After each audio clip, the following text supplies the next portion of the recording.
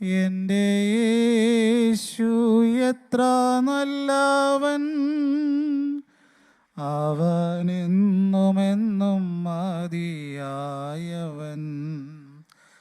ത്രിയേക ദൈവത്തിൻ്റെ അതിപരിശുദ്ധ തിരുനാമം മഹത്വപ്പെടുമാറാകട്ടെ. ഈ കൺവെൻഷൻ്റെ പ്രസിഡൻറ്റും നമ്മുടെ ദേവാലയത്തിൻ്റെ വികാരിയുമായിരിക്കുന്ന ഏറ്റവും ആധുനികനായ മാത്യു ശമൂലച്ചൻ, ഈ ദേവാലയത്തിൻ്റെ മുൻവികാരി പ്രിയപ്പെട്ട ജോർജ് വർഗീസ് അച്ഛൻ, അഖില മലങ്കര ബിസ്ക്യോം അസോസിയേഷൻ്റെ വൈസ് പ്രസിഡൻറ്റ് പ്രിയപ്പെട്ട ജെസ്സി കൊച്ചമ്മ, എനിക്ക് ഏറ്റവും സ്നേഹവും ആദരവുമുള്ള എൻ്റെ ഇളയ സഹോദരൻ പ്രിയപ്പെട്ട സിബി അച്ഛൻ, ഗായക സംഘത്തിൻ്റെ ശുശ്രൂഷയിലായിരിക്കുന്ന പ്രിയപ്പെട്ട സഹോദരങ്ങളെ, മാതാപിതാക്കളെ, സഹോദരങ്ങളെ, പ്രത്യേകാൽ യുവജന പ്രസ്ഥാനത്തിൻ്റെ എല്ലാ ഭാരവാഹികളുമേ, ഇതിന് നേതൃത്വം നൽകുന്ന പ്രിയപ്പെട്ടവരെ, ഒന്നിനായ പ്രിയപ്പെട്ട ബാവുച്ചാൻ ഓർമ്മപ്പെടുത്തിയതുപോലെ വീണ്ടും ഒരിക്കൽ കൂടെ 30 വർഷത്തെ സുവിശേഷത്തിൻ്റെ ചരിത്രം പറയുന്ന ഈ വിശുദ്ധമായ മണ്ണിനോട് ചേർന്ന് നിൽപ്പാൻ തക്കവണ്ണം ഉടയതമ്പുരാൻ ഒരുക്കി നൽകുന്ന എല്ലാ അനുഗ്രഹങ്ങൾക്കും കൃപകൾക്കും കരുണകൾക്കുമായി ദൈവനാമത്തെ മഹത്വപ്പെടുത്തുന്നു, സ്തുതിക്കുന്നു. എനിക്കേറെ അഭിമാനവും സന്തോഷവും തോന്നുന്നു. യുവജന പ്രസ്ഥാനമാണല്ലോ കഴിഞ്ഞ 30 വർഷക്കാലമായിട്ട് ഈ ശുശ്രൂഷ നിർവഹിച്ചു കൊണ്ടിരിക്കുന്നത്. ഞാനും അഖില മലങ്കര യുവജന പ്രസ്ഥാനത്തിൻ്റെ ഒരു ശുശ്രൂഷകനായിട്ട് 6.5 വർഷത്തോളം ശുശ്രൂഷകൾ നിർവഹിക്കുവാനായിട്ട് സാധിച്ചു. ആ കാലയളവിൽ ഇവിടെ വരുവാനായിട്ടും സാധിച്ചു. പ്രത്യേകിച്ച് പ്രിയപ്പെട്ട ബിബിനുമായിട്ടൊക്കെയുള്ള വലിയ സ്നേഹബന്ധത്തിലാണ് മുമ്പും ഇവിടെ കടന്നു വരുവാനായിട്ട് ഇടയായത്. ബിബിനും ജസ്റ്റിനും ലിബിനും ഒക്കെ മസ്കറ്റിലാണ്. അവരെയൊക്കെ കാണുവാനായിട്ടും സാധിച്ചതിനെ ഓർത്ത് ദൈവനാമത്തെ മഹത്വപ്പെടുത്തുകയും ചെയ്യുന്നു. വളരെ നാളുകൾക്ക് മുമ്പ് പ്രിയപ്പെട്ട റോബിനാണ് എന്നെ ഈ കൺവെൻഷനായിട്ട് ക്ഷണിച്ചത്. ഞാൻ അന്നേരം പറഞ്ഞായിരുന്നു, ഒരു 2 പ്രാവശ്യമെങ്കിലും ഞാൻ വട്ടക്കാവ് കൺവെൻഷന് വന്നിട്ടുണ്ട്, പ്രാവശ്യം വരണമോ എന്ന് ചോദിച്ചു. പ്രിയപ്പെട്ട റോബിൻ്റെ ഒരു നിർബന്ധമുണ്ടായിരുന്നു. പ്രതികൂലതകളെയൊക്കെ മാറ്റി ഈ വിശുദ്ധമായ മണ്ണിനോട് ചേർന്നായിരിക്കാൻ തക്കവണ്ണം സർവശക്തനായ ദൈവം ഒരുക്കുന്ന എല്ലാ നന്മകൾക്കും ഉപകാരങ്ങൾക്കുമായി ദൈവ സന്നിധിയിൽ നിറഞ്ഞ ഹൃദയത്തോടെ സ്തുതിയും സ്തോത്രവും സമർപ്പിക്കുന്നു.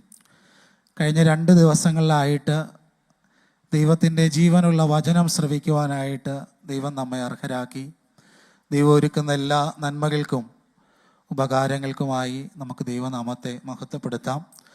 ഞാൻ ആമുഖ വാക്കുകളൊന്നുമില്ലാതെ നമ്മുടെ ഇന്നത്തെ ചിന്താവിഷയത്തിലേക്ക് പ്രവേശിക്കട്ടെ.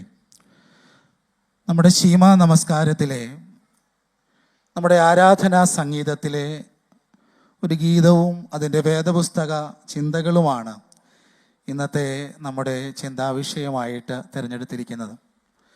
എനിക്കേറെ സന്തോഷം തോന്നുന്നു.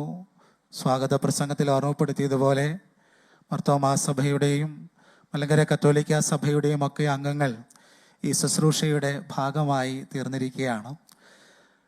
ശീമാ നമസ്കാരം, ശീമ എന്ന വാക്കിൻ്റെ അർത്ഥം സാധാരണ എന്നാണ്. നമ്മുടെ ആരാധനകളിൽ ദൈനംദിന പ്രാർത്ഥനകൾക്ക് ഉപയോഗിക്കുന്നതാണ് ശീമാ നമസ്കാരം.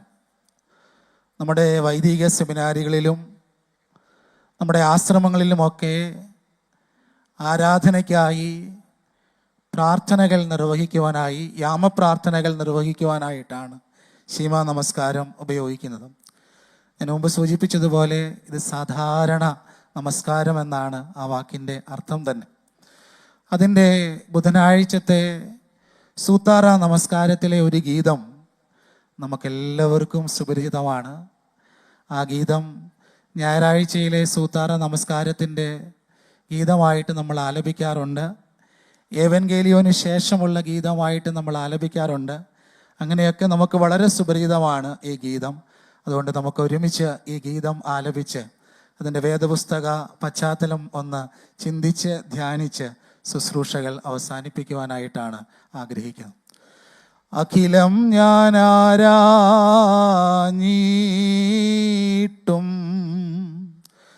ദൈവഭയത്തെ മികച്ചൊന്നും ഞാൻ ദർശിച്ചില്ല. തൽസ്നേഹത്താലേ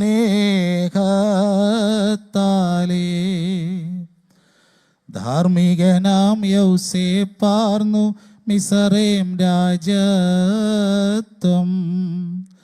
മഹിതൻ മോശ വിഭാഗിച്ചാൻ വടിയാൽ വാരീതിയെ. ഹാനനിയാദ്യന്മാരാദീനാൽ അഗ്നിയിൽ നിന്നും രക്ഷിതരായി. തങ്കത്തെക്കാളാതു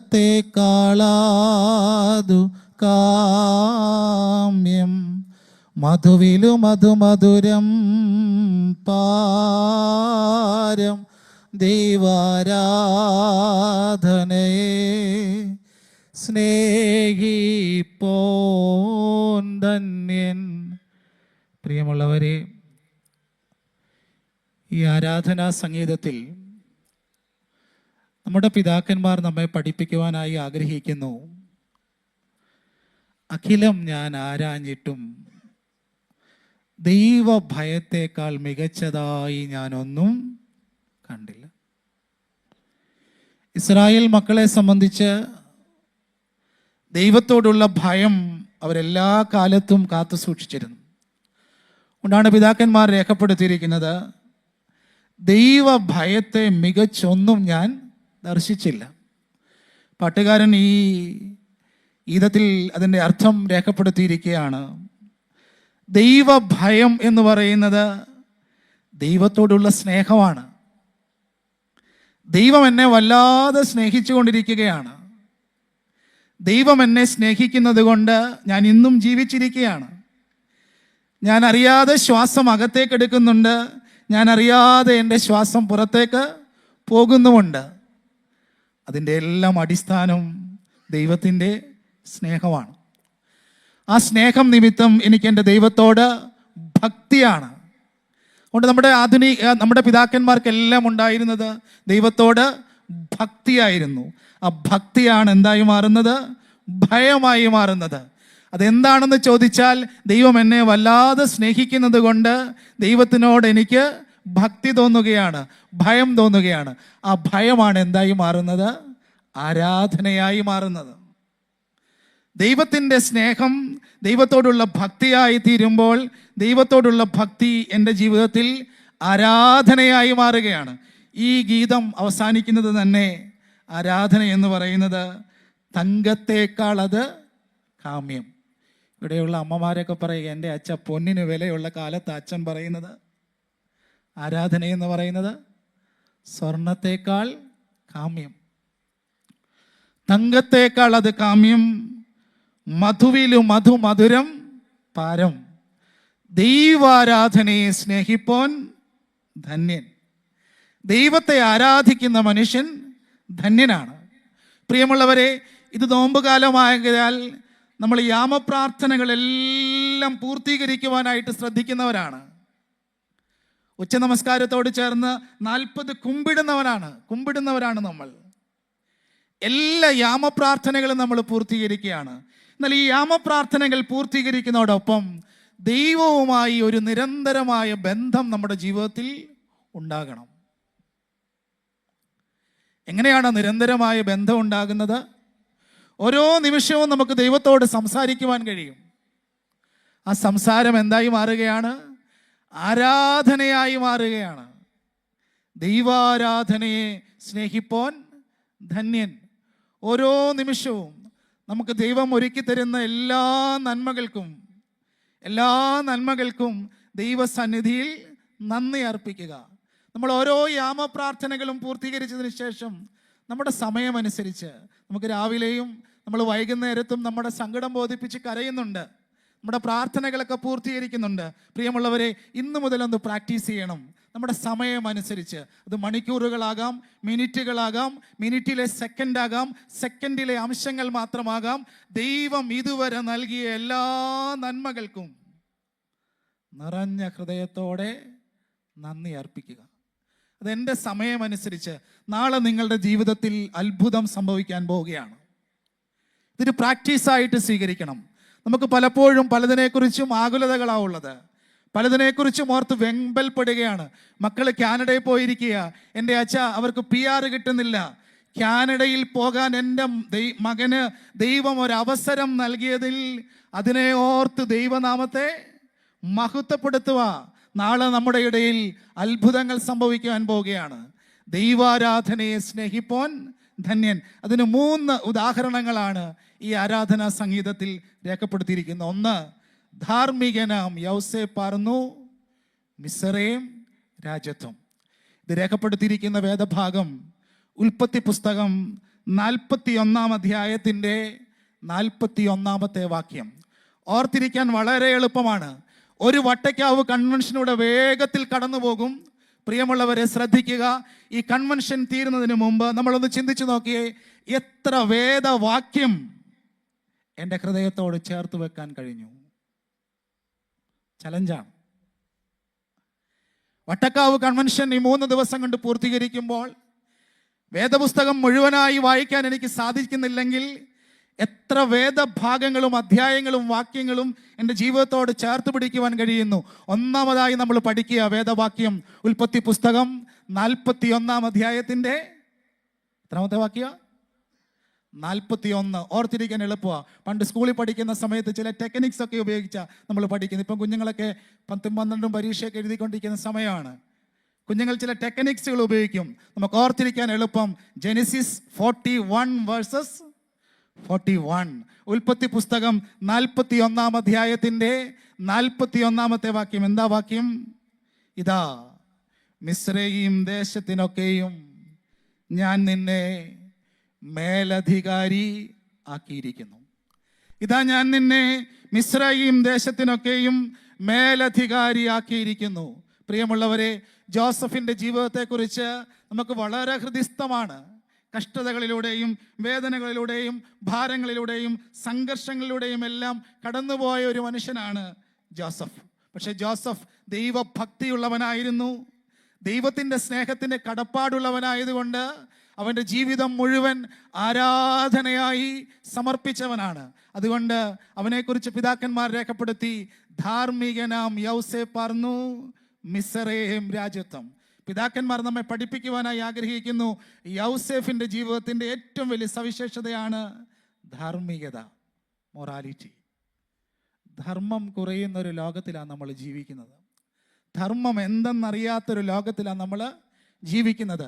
ധാർമ്മികത എന്താണെന്ന് മനസ്സിലാക്കാത്ത ലോകത്തിലാണ് ഞാനും നിങ്ങളും ജീവിക്കുന്നത്. നമ്മൾ കുഞ്ഞുങ്ങളായിരുന്ന സമയം മുതൽ നമ്മൾ പഠിച്ചുകൊണ്ടിരിക്കുന്നതാണ് എന്താണ് ധർമ്മം, എന്താണ് ധാർമ്മികത എന്ന്. യൗസേഫ് തൻ്റെ ജീവിതം മുഴുവൻ ദൈവത്തിന് വേണ്ടി സമർപ്പിക്കുവാനായി ആഗ്രഹിച്ചപ്പോൾ പിതാക്കന്മാർ ഈ ആരാധനാ സംഗീതത്തിലൂടെ നമ്മെ പഠിപ്പിക്കുവാനായി ആഗ്രഹിക്കുകയാണ്. ധാർമ്മികനാം യൗസേപ്പാർന്നു മിസ്രയീം രാജ്യത്വം. അതിന് ഉപോത്ബലകമായ ഒരു വേദഭാഗം ഞാൻ പരിചയപ്പെടുത്തി. ഉൽപ്പത്തി പുസ്തകം, ഉറക്കെ പറയണം, എനിക്ക് ചെവിക്ക് ഇച്ചിരി കേൾവിക്കുറവുണ്ട്. ഞാൻ മാത്രമല്ല പറയുന്നത്, നമ്മൾ ഒരുമിച്ചാണ് പറയുന്നത്. ഉൽപ്പത്തി പുസ്തകം 41-ാം അധ്യായത്തിൻ്റെ 41-ാമത്തെ വാക്യം. ആ വാക്യം നമുക്കറിയാം. എന്താ? ഇതാ, ഞാൻ നിന്നെ മിസ്രയീം ദേശത്തിൻ്റെയൊക്കെയും അധികാരിയല്ല, പിന്നെ എന്താണ്? മേലധികാരി. പ്രിയമുള്ള കുഞ്ഞുങ്ങളെ, മിസ്രയീം ദേശത്തിൻ്റെ പ്രൈം മിനിസ്റ്ററാണ് ആര്? ജോസഫ്. ജോസഫിനെ മിസ്രയീം ദേശത്തിൻ്റെ മേലധികാരിയാക്കി നിർത്തുന്നത് മറ്റൊന്നുമല്ല, ഏറ്റവും വലിയ സവിശേഷതയായി പിതാക്കന്മാർ രേഖപ്പെടുത്തിയിരിക്കുന്നത് ധാർമ്മികതയാണ്. ധാർമ്മികത എന്നുള്ളതിന് ധാരാളം വ്യാഖ്യാനങ്ങൾ നമുക്ക് കണ്ടെത്തുവാൻ കഴിയും. പക്ഷെ ജോസഫിൻ്റെ ജീവിതത്തിലൂടെ നമുക്ക് മനസ്സിലാക്കാൻ കഴിയും, ചെയ്യേണ്ടത് ചെയ്യേണ്ടപ്പോൾ ചെയ്യുന്നതാണ് ധർമ്മം. ചെയ്യേണ്ടത് ചെയ്യേണ്ടപ്പോൾ ചെയ്യുന്നതാണ് ധർമ്മം. വീണ്ടും നമുക്ക് ഉൽപ്പത്തി പുസ്തകത്തിലേക്ക് മടങ്ങിപ്പോകാം. ഉൽപ്പത്തി പുസ്തകം 45-ാം അധ്യായത്തിൽ, ആരും വേദപുസ്തകം നോക്കണ്ട. ഉൽപ്പത്തി പുസ്തകം എത്രാം അധ്യായമാണ്? 45-ാം അധ്യായം. ഈ ഉൽപ്പത്തി പുസ്തകം 45-ാം അധ്യായം പറയും, ഇസ്രായേൽ ദേശത്ത് വലിയ പട്ടിണി ഉണ്ടായി. ഓർത്തോണം, എല്ലാ സമൃദ്ധിക്കും ഒരു ക്ഷാമമുണ്ട്. ഇസ്രായേലിനൊരു കുറവുമില്ലാത്ത രാജ്യമാണ്. എന്നാൽ ഇവിടെ ഒരു ക്ഷാമം അനുഭവപ്പെടുകയാണ്. ജോസഫിന്റെ സഹോദരന്മാർ ധാന്യം ശേഖരിക്കുവാൻ എവിടേക്ക് പോയി? മിസ്രൈമിലേക്ക് പോയി. മിസ്രൈമിന്റെ മേലധികാരി ആരാണ്? ജോസഫാണ്. പ്രിയമുള്ളവരെ, ജോസഫിന്റെ സഹോദരന്മാർക്ക് ആർക്കും മനസ്സിലായില്ല ആരെ കണ്ടിട്ട്? ജോസഫിനെ കണ്ടിട്ട്. പക്ഷെ ജോസഫിന് മനസ്സിലായി, ഈ നിൽക്കുന്നതെല്ലാം ആരാണ്? എൻ്റെ രക്തത്തിന്റെ ഭാഗമായ, എൻ്റെ അപ്പൻ്റെയും അമ്മയുടെയും ജീവന്റെ ഭാഗമായ സഹോദരങ്ങളാണ് ഇവിടെ നിൽക്കുന്നത്. ഉൽപ്പത്തി പുസ്തകം 45-ാം അധ്യായം വീട്ടിൽ പോയി എല്ലാവരും വായിക്കണം. സമയം കിട്ടുമ്പോൾ വായിക്കണം. എപ്പോഴെങ്കിലും സമയവും സാവകാശവും നമുക്ക് ലഭിക്കുമല്ലോ. എപ്പോഴെങ്കിലും സമയം കിട്ടുമ്പോൾ വായിക്കണം. ഉൽപ്പത്തി പുസ്തകം 45-ാം അധ്യായം പറയും, ജോസഫ് മേലധികാരിയാണ്. വലിയ അധികാരിയായ ജോസഫിന്റെ കൂടെ ഇങ്ങനെ പാരാവാരങ്ങൾ നിൽക്കുകയാണ്. ജോസഫ് എന്ത് ചെയ്യുന്നറിയാമോ? ഈ പാരാവാരങ്ങളെ എല്ലാം അങ്ങോട്ട് മാറ്റിയിട്ട് സഹോദരങ്ങളെ മാത്രം മുറിയിലാക്കിയിട്ട് മുറി അങ്ങ് അടച്ചു. സഹോദരങ്ങളെ മാത്രമാക്കിയിട്ട് മുറി അങ്ങ് അടച്ചു. ബാക്കി ആരും നിൽക്കണ്ട. നമുക്ക് മാത്രം കേൾക്കാനുള്ളൊരു രഹസ്യം ഞാൻ പറയാം. എന്താണ് ആ രഹസ്യം എന്നറിയാമോ? നിങ്ങളാരും വിഷമിക്കേണ്ട. ഈ നിൽക്കുന്ന നിങ്ങളാരും വിഷമിക്കേണ്ട, ദുഃഖിക്കേണ്ട, സങ്കടപ്പെടേണ്ട. ഞാനൊരു സത്യം പറയാം. ഞാൻ നിങ്ങളുടെ പ്രിയപ്പെട്ട സഹോദരൻ, നിങ്ങൾ തള്ളിക്കളഞ്ഞ സഹോദരൻ ജോസഫാണ്. പൊട്ടക്കിണറ്റിൽ വീണ ജോസഫാണ് ഞാൻ. ഞെട്ടിപ്പോയി കാണുമാര്? സഹോദരങ്ങൾ. നമ്മളായിരുന്നെങ്കിൽ എന്താ പറയാൻ പോകുന്നത്? നിങ്ങളെല്ലാം കൂടെ പൊട്ടക്കിണറ്റിയിട്ട ജോസഫ് ഇപ്പോൾ നിൽക്കുന്ന നിപ്പ് കണ്ടോന്നല്ലേ പറയാൻ പോകുന്നത്? നിന്റെ അമ്മാച്ചൻ്റെ മോൻ എന്നോട് ചെയ്തതൊന്നും ഞാൻ പറയുന്നില്ല. ഇങ്ങനെയൊക്കെയല്ലേ നമ്മൾ പറയുന്നത്? നിന്റെ മാവിയുടെ മോൾ എന്നോട് ഇന്നത് ചെയ്തു, അവരതിരുമാന്തി എന്തെല്ലാം തരത്തിൽ എന്നെ ഉപദ്രവിക്കുവാൻ ശ്രമിച്ചു. പക്ഷേ ജോസഫ് ഉയർത്തുന്നൊരു ധാർമ്മികതയുണ്ട്. ആ ധാർമ്മികത രേഖപ്പെടുത്തിയിരിക്കുന്നത് ഉൽപ്പത്തി പുസ്തകം 45-ാം അധ്യായത്തിൻ്റെ 7-ാമത്തെ വാക്യത്തിലാണ്. അവിടെ പറയും, ജീവരക്ഷയ്ക്കായി ദൈവം എന്നെ നിങ്ങൾക്ക് മുമ്പ് ഇവിടേക്ക് അയച്ചിരിക്കുന്നു. പ്രിയമുള്ളവരെ, ജീവരക്ഷയ്ക്കായി എൻ്റെയും നിന്റെയും നമ്മുടെയും ദൈവം എന്നെ ഇവിടത്തേക്ക് അയച്ചിരിക്കുന്നു. പൊട്ടക്കിണറ്റിൽ വീണതല്ല, കാരാഗൃഹത്തിൽ കിടന്നതല്ല, ജീവിതത്തിൻ്റെ വേദനകളിലൂടെയും ഭാരങ്ങളിലൂടെയും സങ്കടങ്ങളിലൂടെയും കടന്നുപോയതല്ല. പ്രിയമുള്ളവരെ, ധർമ്മം എന്താണെന്ന് ചോദിച്ചാൽ ജോസഫ് കാത്തിരിക്കുകയായിരുന്നു. ആർക്കു വേണ്ടി? സഹോദരന്മാർക്ക് വേണ്ടി. ജോസഫ് കാത്തിരിക്കുകയാണ്. ആർക്കു വേണ്ടി? സഹോദരന്മാർക്ക് വേണ്ടി. ഇവിടെ ജോസഫ് പറയുന്ന അനുസരിച്ച്, നിങ്ങൾക്ക് മുമ്പ് ദൈവം എന്നെ ഇവിടേക്ക് അയച്ചിരിക്കുന്നു. ദൈവത്തിൻ്റെ പദ്ധതി എന്താ എന്ന് തിരിച്ചറിഞ്ഞവൻ്റെ പേരാണ് ജോസഫ്. പ്രിയമുള്ളവരെ, തനിച്ചാക്കിയ ഇടങ്ങളും മരണത്തോളം വേദന അനുഭവിച്ച മനുഷ്യൻ, പക്ഷെ സഹിക്കുവാനും ക്ഷമിക്കുവാനും പൊറുക്കുവാനും പഠിച്ച മനുഷ്യനാണ് ആര്? ജോസഫ്. സഹിക്കുവാനും ക്ഷമിക്കുവാനും കാത്തിരിക്കുവാനും കഴിഞ്ഞവനാണ് ജോസഫ്. അതുകൊണ്ടാണ് ജോസഫ് ദൈവസ്നേഹത്തെ നിലനിർത്തി. ഒരു മനുഷ്യനോട് ചെയ്യാവുന്ന ഏറ്റവും വലിയ ദ്രോഹം എന്താണെന്നറിയാമോ? ഭൂതകാലത്തേക്ക് അവരെ തള്ളിവിടുക എന്നുള്ളതാണ്. ഒരു മനുഷ്യനോട് ചെയ്യാവുന്ന ഏറ്റവും വലിയ ദുരന്തം. നീ ഇങ്ങനെയായിരുന്നു, നിന്റെ അപ്പൻ ഇങ്ങനെയായിരുന്നു, നിന്റെ പ്രിയപ്പെട്ടവർ എന്നോട് ഇങ്ങനെയാണ് ചെയ്തത്. പ്രിയമുള്ളവരെ, നമുക്ക് വെറുപ്പുണ്ടാകാം, വൈരാഗ്യമുണ്ടാകാം, വിദ്വേഷമുണ്ടാകാം. ഇതിനെല്ലാം കാരണം എന്താണ്? തെറ്റിദ്ധാരണകളാണ്. ഞാൻ ഇന്ന് എൻ്റെ സഹോദരനോട് പിണങ്ങിയിരിക്കുന്നുവെങ്കിൽ തെറ്റിദ്ധാരണകൾ നിമിത്തമാണ്. തെറ്റിദ്ധാരണകൾ നമ്മുടെ ജീവിതത്തിൽ ചില പാകപ്പിഴകൾ വരുത്തുന്നുവെങ്കിൽ വാശിയാകാം. ബന്ധങ്ങൾ തകരുന്ന രീതിയിൽ ഒരു നാളും ആകരുത്. ദൈവത്തിൻ്റെ പദ്ധതികളെക്കുറിച്ച് മനസ്സിലാക്കുവാൻ കഴിയണം. കൈവിട്ടു പോകുന്നു എന്ന് തോന്നിയാൽ വിട്ടുകൊടുത്തേക്കണം. കൈവിട്ട് തോന്നുന്നു എന്ന് തോന്നിയാൽ വിട്ടുകൊടുത്തേക്കണം. ജോസഫ് അനുഭവിച്ച വേദനകളും ജോസഫ് അനുഭവിച്ച മരണത്തോളമുള്ള ത്യാഗവും ഇതാണ് പഠിപ്പിക്കുന്നത്. ചെയ്യേണ്ടത് ചെയ്യുവാനായി പഠിപ്പിക്കുകയാണ്. ജോസഫ് എന്താണ് ചെയ്തതെന്നറിയാമോ? തൻ്റെ എല്ലാ പ്രിയപ്പെട്ട സഹോദരന്മാരെയും ചുംബിച്ച് കരഞ്ഞു. ചുംബിച്ച് കരഞ്ഞു. പ്രിയമുള്ളവരെ, നമ്മുടെ സ്നേഹത്തിൻ്റെ ഏറ്റവും വലിയ ഭാവമായി ജോസഫ് നമ്മെ പഠിപ്പിക്കുകയാണ്. തൻ്റെ പ്രിയപ്പെട്ട സഹോദരങ്ങളെ ചേർത്ത് വെച്ച് കരയുകയാണ് ജോസഫ്. എന്തിനു വേണ്ടിയാണ് ജോസഫ് കരയുന്നത്?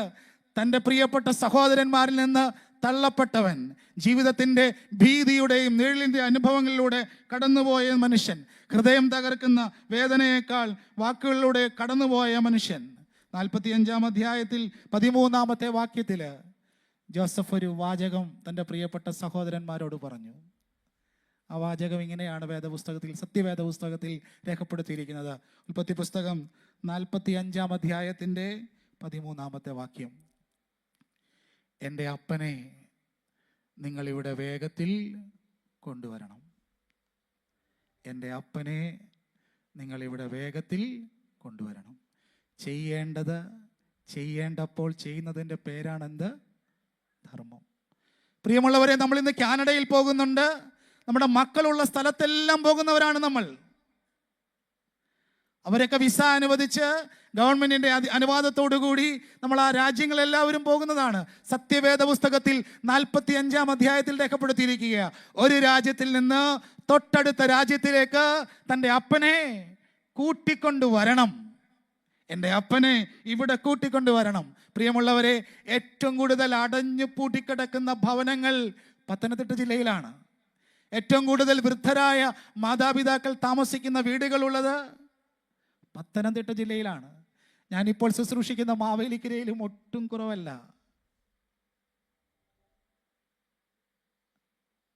പക്ഷെ എന്ന് വെച്ചുകൊണ്ട് എല്ലാ അപ്പനെയും അമ്മയും നമ്മുടെ മക്കളുള്ള സ്ഥലത്തൊന്നും കൊണ്ടുപോകാനും കഴിയുകയുമില്ല.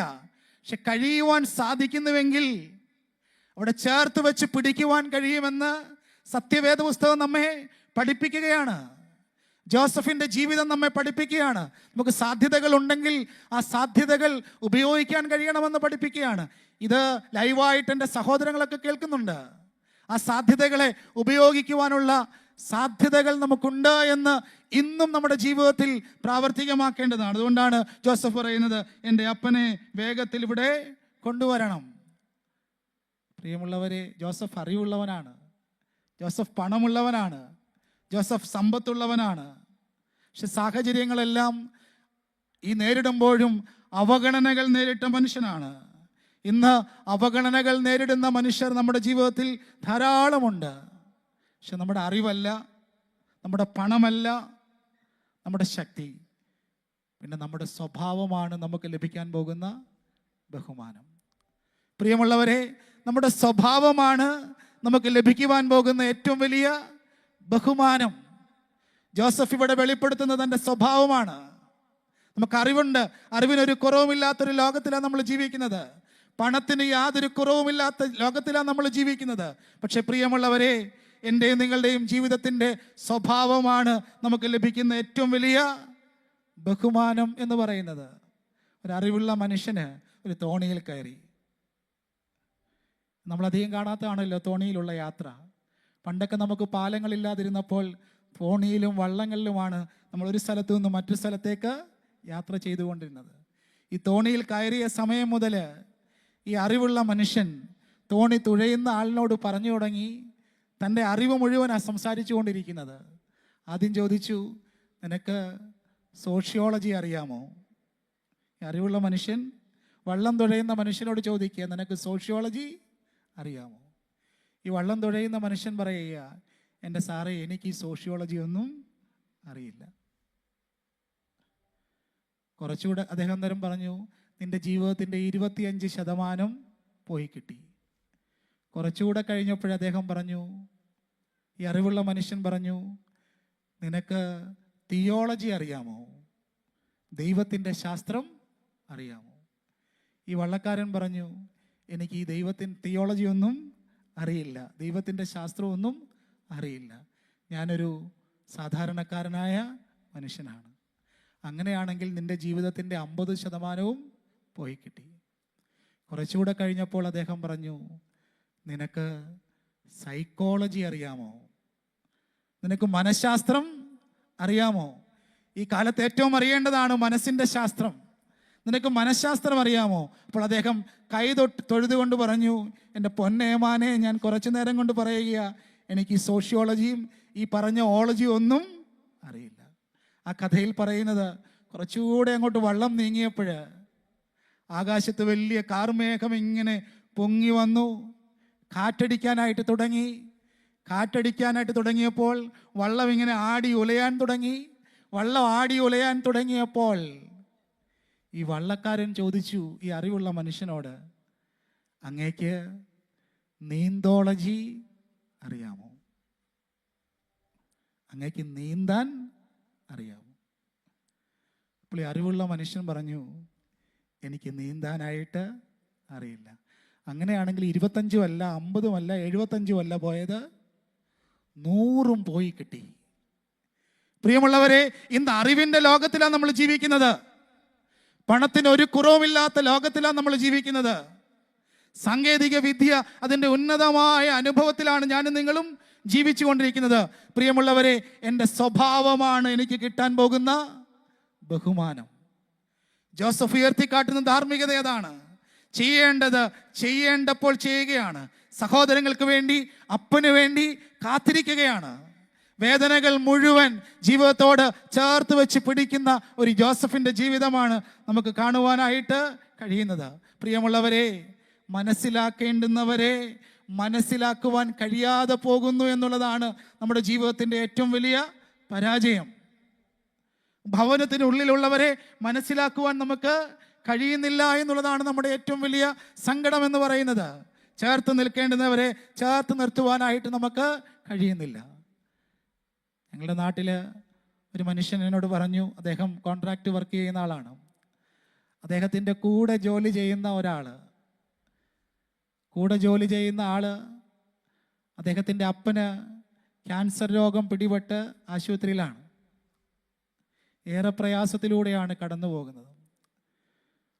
ആ കോൺട്രാക്ടറോട് ചേർന്ന് ജോലി ചെയ്യുന്ന ആ മനുഷ്യൻ പറയുക, എൻ്റെ അപ്പന് ക്യാൻസർ രോഗമാണെന്ന് അറിഞ്ഞ നിമിഷം മുതൽ, അന്നു മുതൽ അപ്പൻ്റെ കട്ടിലിൽ കിടന്ന ഞാൻ ഉറങ്ങുന്നത്.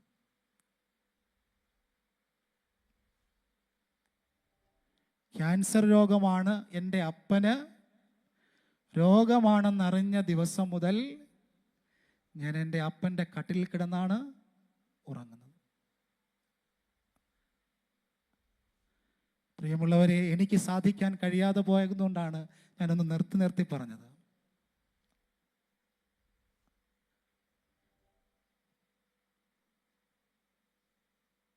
ചെയ്യേണ്ടത് ചെയ്യേണ്ടപ്പോൾ ചെയ്യുന്നതിൻ്റെ പേരാണ് ധർമ്മം. മനസ്സിലാക്കേണ്ടുന്നവരെ മനസ്സിലാക്കേണ്ടുന്ന രീതിയിൽ മനസ്സിലാക്കുന്നതാണ് എന്ത്? ധർമ്മം. ജീവിതത്തിൻ്റെ പ്രതിസന്ധികളിൽ പ്രിയമുള്ളവരെ ചേർത്ത് പിടിക്കുന്നതാണ് എന്ത്? ധർമ്മം. അതുകൊണ്ടാണ് ധാർമ്മികനാം യൗസേപ്പ് ഇന്ന് മിസ്രൈമിൻ്റെ അധികാരിയായി നമ്മുടെ മുൻപിൽ ഈ വേദഭാഗത്തിലൂടെ നിൽക്കുന്നത്.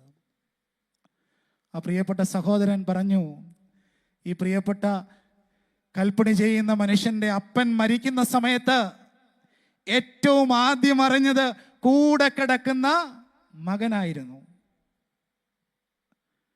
കാരണം ശരീരത്തിൻ്റെ ചൂട് കുറഞ്ഞുകൊണ്ടിരിക്കുക. ശരീരത്തിൻ്റെ ചൂട് കുറയുന്നതിനനുസരിച്ച് ജീവൻ പൊയ്ക്കൊണ്ടിരിക്കുകയാണ്. അതുകൊണ്ട് ഈ കൽപ്പണിക്കാരൻ, അവന് പണമില്ലായിരിക്കാം, അവന് അറിവില്ലായിരിക്കാം, അവൻ്റെ സ്വഭാവമാണ് അവന് ലഭിക്കുന്ന ബഹുമാനം. അവൻ്റെ സ്വഭാവമാണ് അവൻ്റെ ധാർമ്മികത. അവൻ്റെ പ്രസംഗമല്ല, അവൻ്റെ പ്രവൃത്തിയാണ് അവൻ്റെ ധാർമ്മികത.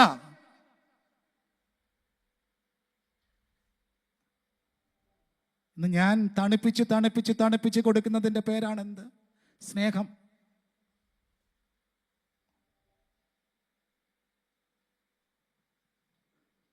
കൂടെ ഇരിക്കുമ്പോഴാണ്, തൊട്ട് കഴിഞ്ഞാൽ ചൂടുണ്ടെങ്കിൽ അതിൻ്റെ പേരാണെന്ത്? ജീവനുണ്ടെന്നുള്ളത്. ജീവനുള്ളപ്പോൾ കൊടുക്കേണ്ടതാണ് എന്ത്? സ്നേഹം. അതുകൊണ്ടാണ് ജോസഫ് പ്രൈം മിനിസ്റ്ററായിരിക്കുന്ന, അധികാരിയായിരിക്കുന്ന ജോസഫ് കൽപ്പന പുറപ്പെടുവിക്കുന്നത് സഹോദരങ്ങളോട്, എൻ്റെ അപ്പനെ ഇപ്പോൾ ഇവിടെ കൊണ്ടുവരണം. എൻ്റെ അപ്പനെ നിങ്ങൾ ഇവിടെ ഇപ്പോൾ കൊണ്ടുവരണം. പ്രിയമുള്ളവരെ, ജീവിതത്തിൻ്റെ എല്ലാ പ്രതിസന്ധികളിലും പ്രിയപ്പെട്ടവരെല്ലാം തള്ളിയിട്ടപ്പോഴും ദൈവത്തിൻ്റെ നിയോഗങ്ങളെയും ദൈവത്തിൻ്റെ പദ്ധതികളെയും ശരിയായി മനസ്സിലാക്കിയ മനുഷ്യനാണ് ജോസഫ്. വീണ്ടും നമ്മൾ യാത്ര ചെയ്യുമ്പോൾ ഉൽപ്പത്തി പുസ്തകം 39-ാം അധ്യായത്തിലേക്ക് നമ്മൾ പ്രവേശിക്കുമ്പോൾ അവിടെ ജോസഫിൻ്റെ ജീവിതത്തിൽ വലിയൊരു സംഭവം ഉണ്ടായി. പൊത്തിഫോറസിൻ്റെ ഭാര്യ ജോസഫിൽ ആകൃഷ്ടനായി. അതിൻ്റെ പേരിൽ എന്തെല്ലാം സംഭവിച്ചു നമുക്കറിയാം. അവനെ കാരാഗൃഹത്തിൽ അടച്ചു. പ്രിയമുള്ളവരെ, ദൈവ സാന്നിധ്യമാണ് ജോസഫിനെ എങ്ങോട്ട് കൊണ്ടുപോകുന്നത്? കാരാഗൃഹത്തിലേക്ക് പോകുന്നത്. നീ തെറ്റിലേക്ക് പോകേണ്ടുന്നവനല്ല എന്ന ബോധ്യം ജോസഫിന് നൽകിയത് ദൈവ സാന്നിധ്യമാണ്. നമ്മുടെ ജീവിതം മുഴുവൻ നമ്മളെ നയിച്ചു കൊണ്ടുപോകുന്നത് തെറ്റുകളിലേക്കാണ്.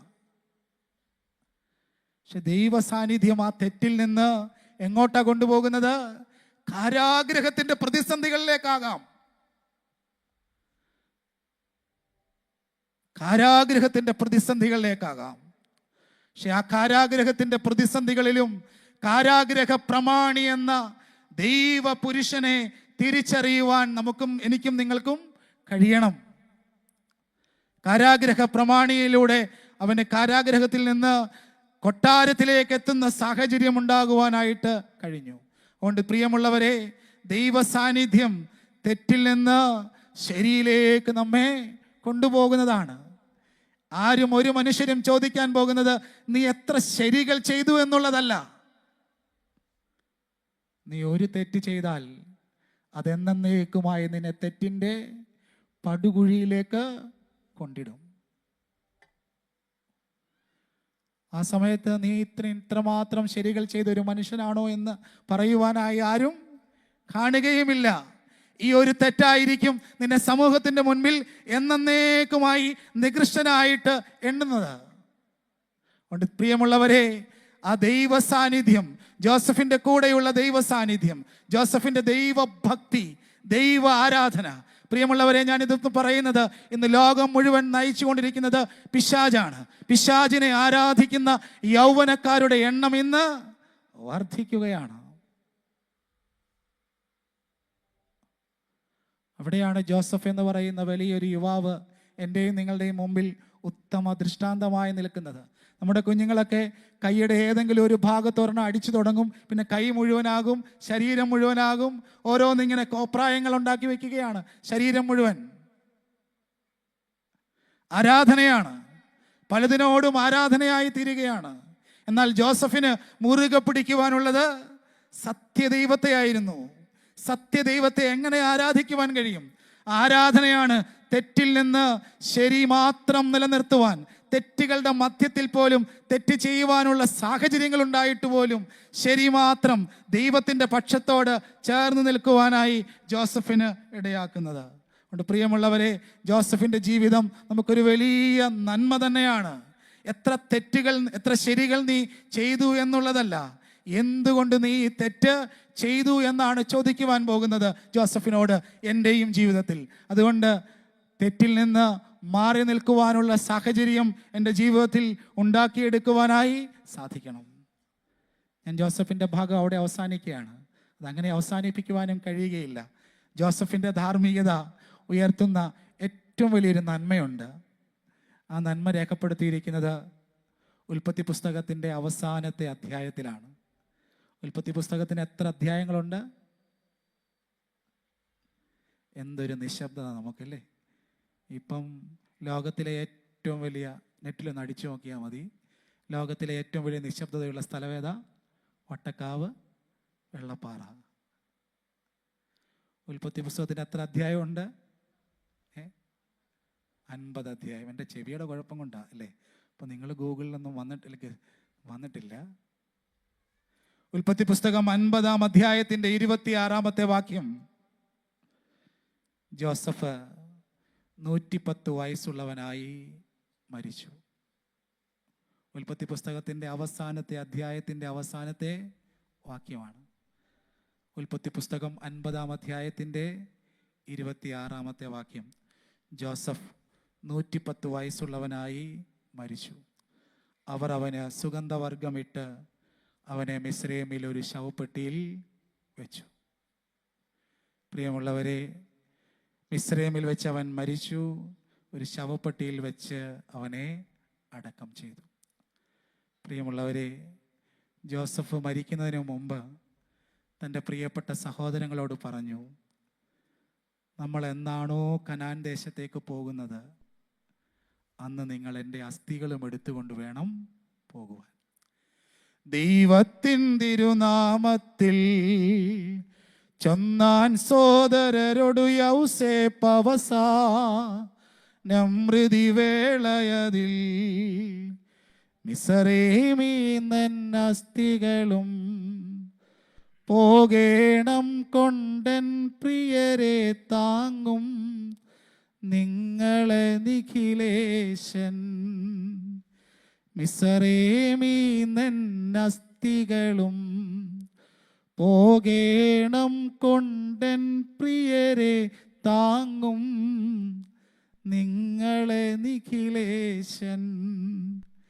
ജോസഫ് തൻ്റെ പ്രിയപ്പെട്ടവരോട് പറഞ്ഞു, നിങ്ങൾ എന്നാണോ കനാൻ ദേശത്തേക്ക് പോകുന്നത് അന്ന് എൻ്റെ അസ്ഥികളും എടുത്തുകൊണ്ട് വേണം കനാനിലേക്ക് പോകുവാൻ. ദൈവത്താൽ അനുഗ്രഹിക്കപ്പെട്ടവരെ, ജോസഫിനെ അറിയാത്തൊരു ഫറവോ മിസ്രയീമിനെ ഭരിച്ചപ്പോൾ ചരിത്രത്തിൽ രേഖപ്പെടുത്തിയിരിക്കുന്നു, പിതാക്കന്മാർ രേഖപ്പെടുത്തിയിരിക്കുന്നു, ജോസഫിൻ്റെ അസ്ഥികൾ എടുത്ത് കടലിന്മേൽ എറിഞ്ഞു കളഞ്ഞു. ഇസ്രായേൽ മക്കൾ കനാൻ ദേശത്തേക്ക് പോകുവാനായി തയ്യാറെടുക്കുമ്പോൾ അവരുടെ ഏറ്റവും വലിയ വേദനയായിരുന്നു ജോസഫിൻ്റെ അസ്ഥികളില്ലാതെ എങ്ങനെ യാത്ര ചെയ്യുവാൻ കഴിയും. ചരിത്രം പറയുന്നു, കടലിൽ നിന്ന് ജോസഫിൻ്റെ അസ്ഥികൾ പൊന്തി വന്നു എന്നും അവരുടെ വഴിയാത്രയിൽ അവരുടെ ആരാധനയായ സമാഗമന കൂടാരത്തോട് ചേർത്ത് വെച്ച് പിടിച്ചത് ജോസഫിൻ്റെ അസ്ഥികളായിരുന്നു. അതുകൊണ്ടാണ് പിതാക്കന്മാർ ശീമാ നമസ്കാരത്തിൽ രേഖപ്പെടുത്തിയത്, മിസ്രയീമിൻ അസ്ഥികളും പോകേണം കൊണ്ടൻ പ്രിയരെ താങ്ങും നിങ്ങളെ നിഖിലേശൻ. മരിച്ചുപോരുടെ അസ്ഥികൾക്ക് വല്ല സ്ഥാനവുമുണ്ടോ? ജോസഫിന്റെ അസ്ഥികൾ പറയുന്നു, നീതിമാനായ ജോസഫ്, ധാർമ്മികനായ ജോസഫ്, ചെയ്യേണ്ടത് ചെയ്യേണ്ടപ്പോൾ ചെയ്ത മനുഷ്യൻ ജോസഫ്, മിസ്രയീമിന്റെ ഭരണാധികാരിയായിരുന്ന ജോസഫ്, തൻ്റെ പ്രിയപ്പെട്ട സഹോദരങ്ങളെ ചേർത്ത് വെച്ച് പിടിച്ച ജോസഫ്, തൻ്റെ പ്രിയപ്പെട്ട പിതാവിനെ ചേർത്ത് വെച്ച് പിടിച്ച ജോസഫ്. ആ ജോസഫിന്റെ അസ്ഥികൾ മിസ്രയീമിൽ നിന്ന് കനാൻ ദേശത്തേക്കുള്ള ഇസ്രായേൽ മക്കളുടെ വഴിയാത്രയിൽ ഏറ്റവും വലിയ ബലമായിരുന്നു. പകൽ മേഘസ്തംഭമായി, രാത്രി അഗ്നിത്തൂണായി ദൈവം അവരെ വഴി നടത്തുമ്പോൾ സമാഗമന കൂടാരത്തോട് ചേർന്ന് അവരെ ആരാധനയോട് ചേർന്ന് ജോസഫിന്റെ അസ്ഥികളും ഉണ്ടായിരുന്നു. അതുകൊണ്ട് ശീമാ നമസ്കാരത്തിൽ പിതാക്കന്മാർ വളരെ ഭംഗിയായിട്ടാണ് രേഖപ്പെടുത്തിയിരിക്കുന്നത്, ധർമ്മിഷ്ഠന്മാർ തൻ ഗാത്രം താൽക്കാലികമാം മരണത്താൽ നിദ്ര വിശ്രമമേൽക്കുന്നു. ആരുടെയാണ്? ധർമ്മിഷ്ഠന്മാർ തൻ ഗാത്രം താൽക്കാലികമാം മരണത്താൽ നിദ്ര വിശ്രമമേൽക്കുന്നു. മണ്ണിലമർന്നിടുമാഗാത്രം പുനരുത്ഥാന ദിനത്തിലെണീറ്റുടയോനെ കീർത്തിച്ചിടും. ധർമ്മമനുഷ്ഠിച്ച് ജീവിച്ചവരായ മനുഷ്യരെല്ലാം ഈ മണ്ണിൽ എന്ത് ചെയ്യാണ്? വിശ്രമിക്കുകയാണ്. കർത്താവിൻ്റെ രണ്ടാമത്തെ വരവിൽ ഈ അസ്ഥികൾ എഴുന്നേറ്റ് നിത്യമായ ആരാധനയുള്ള സ്ഥലത്തേക്ക് പോവുകയാണ്. അതുകൊണ്ടാണ് ജോസഫ് നമ്മെ ഇന്ന് പഠിപ്പിക്കുന്നത്, യൗവനക്കാരൻ ജോസഫ് പഠിപ്പിക്കുന്നത്, യൗവനത്തിൽ ധർമ്മമുള്ള മനുഷ്യനായി ജീവിക്കണം. അത് ഏത് പ്രായത്തിലാണെങ്കിലും ധർമ്മമുള്ള മനുഷ്യനായി ജീവിക്കണം. സഹിക്കുവാനും വേദനകൾ അനുഭവിക്കുവാനും കാത്തിരിക്കുവാനുമുള്ള മനസ്സുണ്ടാകണം.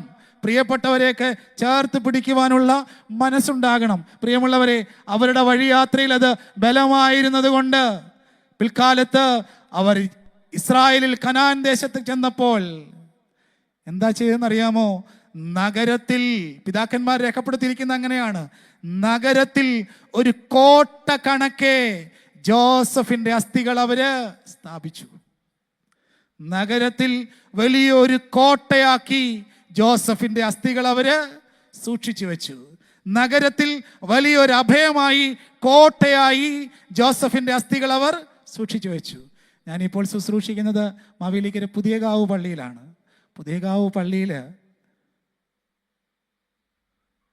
എല്ലാ വിശുദ്ധ കുർബാന കഴിയുമ്പോഴും അവർ ഓടുന്നത് എങ്ങോട്ടാണെന്നറിയാമോ? വടക്കോട്ട. അവരുടെ എല്ലാവരുടെയും പൂർവികർ ഇങ്ങനെ അന്ത്യവിശ്രമം കൊള്ളുന്നത് പള്ളിയുടെ വടക്കു ഭാഗത്താണ്. എനിക്ക് തോന്നുന്നു മലങ്കര സഭയിലെ തന്നെ രണ്ടാമത്തെ വലിയ സെമിത്തേരിയാണ്. അർത്ഥാറ്റ് പള്ളിയെ കഴിഞ്ഞാൽ ഏറ്റവും വലിയ സെമിത്തേരിയാണ്. അവർക്ക് ഓർമ്മയുണ്ടെങ്കിലും ഓർമ്മയില്ലെങ്കിലും, മഞ്ഞായാലും വെയിലായാലും മഴയായിരുന്നാലും, വിശുദ്ധ കുർബാന കഴിഞ്ഞതിന് ശേഷം ആരാധന കഴിഞ്ഞ് കുഞ്ഞുങ്ങൾ മുതൽ വലിയവർ വരെ കല്ലറയിൽ ചെന്ന് പ്രാർത്ഥിക്കും. മണ്ണിൽ വിശ്രമിക്കുകയാണ്. മണ്ണിൽ വിശ്രമിക്കുന്നവർ കർത്താവിൻ്റെ പുനരുത്ഥാന ദിവസത്തിൽ എണീറ്റുടയോനെ കീർത്തിക്കും. ഞാനത് ഒരു സ്ഥലത്ത് പ്രസംഗിച്ച് കഴിഞ്ഞപ്പോൾ, തിരുവല്ല കൺവെൻഷൻ പ്രസംഗിച്ച് കഴിഞ്ഞപ്പോൾ ഒരച്ഛൻ എൻ്റെ അടുക്ക വന്ന് പറഞ്ഞു, അച്ഛാ, നിരണം വലിയ പള്ളിയിലും ഉണ്ട്. ഞാൻ എൻ്റെ ഇടവപ്പള്ളിയിലൊന്നും അത് പറഞ്ഞ് കണ്ടിട്ട് പോലും ഇല്ല. ഞങ്ങൾ ഓർമ്മയൊക്കെ വരുമ്പോഴാണ് അപ്പച്ചന്മാരെ കല്ലറയിൽ പോയി പ്രാർത്ഥിക്കുന്നത്.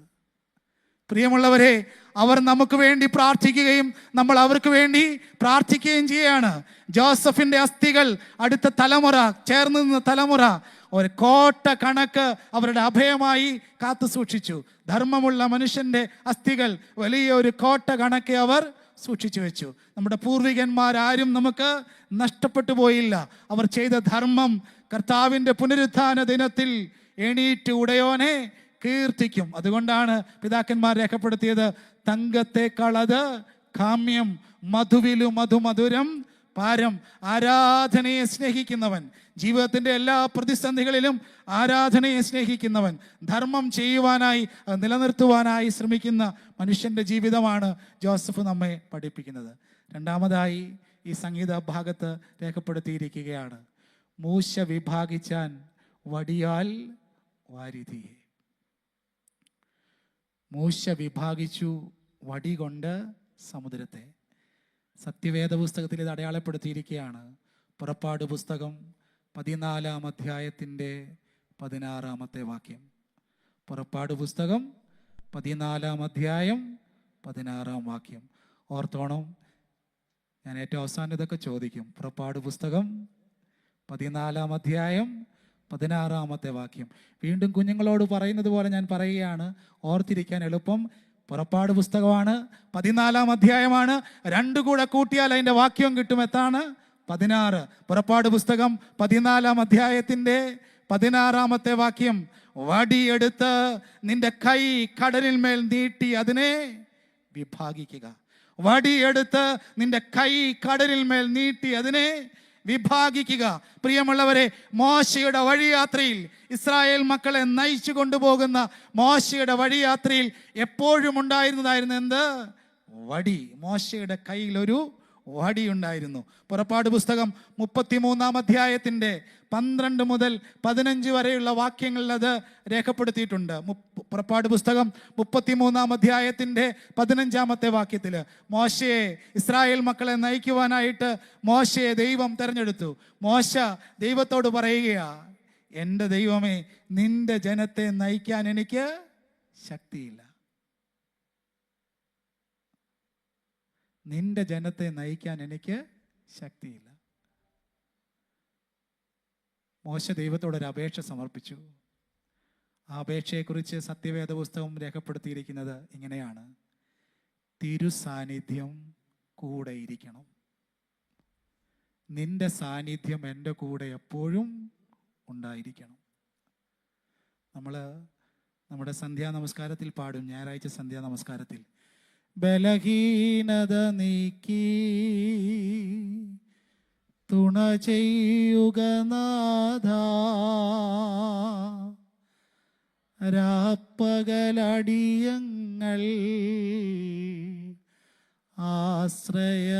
ആശ്രയമങ്ങല്ലോ.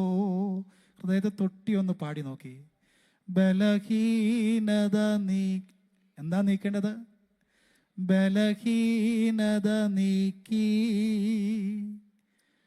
തുണ ചെയ്യുക നാഥ,